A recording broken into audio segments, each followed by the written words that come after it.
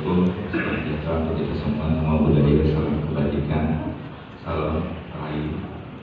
Yang saya hormati Ketua Penasehat bersama anggota yang telah hadir, kemudian Ketua Pengawas bersama anggota juga yang telah hadir, kemudian pengurus Koperasi Arisanti yang juga saya hormati, manajer Koperasi Simpan Pinjam dan peserta kantin yang saya hormati, dan kedua adalah staf semua yang juga saya cintai. Jadi pada hari ini kita sudah memasuki usia 19 tahun ya. 19 tahun itu kalau kita bandingkan dengan kita sebagai manusia ini sudah masuk sebentar lagi akan kuliah. Jadi kita sudah menuju ke era profesionalisme. Jadi kalau SD, SMP mungkin kita baru mencari pengetahuan dasar ya, selanjutnya SMA itu ada skill, dan kuliah kita sudah mulai profesionalisme. Nah, inilah sebuah tantangan di tahun 2025 ini dengan visi daripada Hari Ulang Tahun Koperasi secara nasional, di mana Indonesia maju, koperasi maju, Indonesia akan menjadi adil dan makmur.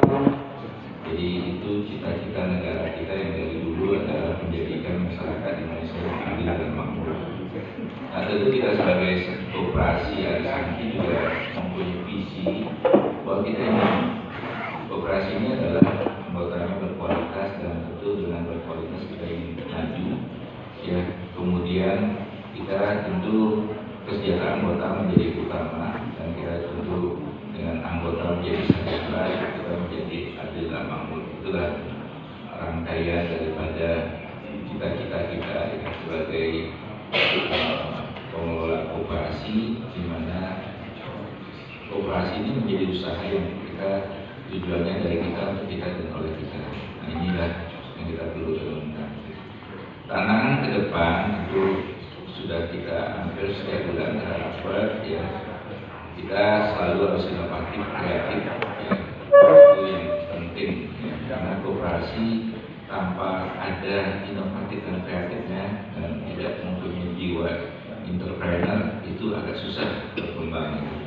Sehingga itulah semoga kedepannya akan tumbuh selalu pemimpin-pemimpin yang mempunyai visioner yang sangat luar biasa ya, tentu kreatif, inovatif, dan mempunyai jiwa entrepreneur ya, itu yang saya harapkan akan selalu tumbuh ya. Saat ini kita sudah menjadi koperasi konsumen, tentu koperasi simpan pinjam menjadi tulang punggung pada usaha kita ya. Kita juga tentu selalu berusaha bagaimana koperasi menjadi sehat. Di samping sehat tentu adalah memberikan manfaat ya, ada wasetda, kantin, dan juga ada laundry ya. Nah, usaha-usaha ini tentu kita sudah selalu laporkan pada semua, dan kita selalu melakukan setiap tahun dan sesuai dengan waktu yang kita sudah tetapkan. Ada tantangan ke depan yang kita sudah beberapa kali pertemuan. Nah, di sini tentu Pak Jawa dengan Bu Dewayu yang kita amanahkan bersama untuk bisa merealisasi daripada ini, tentu usaha kita bersama adalah koperasi sekunder ya, karena ini salah satu koperasi juga menjadi bagaimana kita mensejahterakan anggota, di mana koperasi primer itu melakukan kolaborasi. Jadi koperasi itu pada intinya adalah kerjasama usaha ya. Jadi saya juga melihat wasetda itu mempunyai satu ciri khas ya. Ini saya baru tadi pagi ada ibu-ibu yang datang, dokter saya dibatasi untuk menaruh barang di kantin gitu, di wasetda gitu. Ya, saya memaklumi karena banyak sekali titipan ya.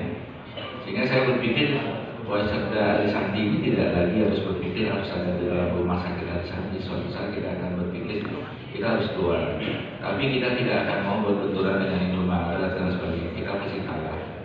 Tapi kita akan inovatif bahwa di wasetda koperasi Arisanti barang utamanya adalah barang titipan.